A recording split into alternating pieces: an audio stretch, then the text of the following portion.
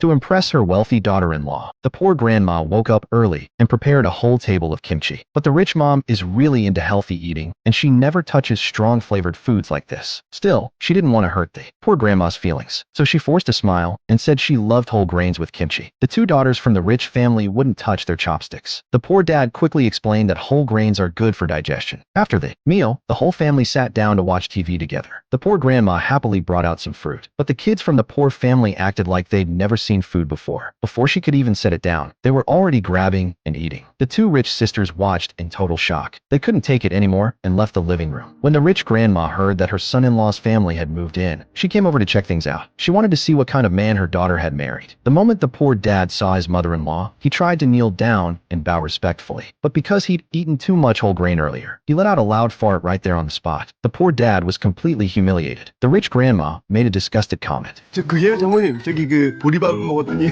죄송합니다 장모님. 아우 제발 그 장모님 그 꼬박꼬박도 그렇게 부르지 말게. 아니 그리고 장모가 그냥 한 집에 둘씩만 있어 그냥. No.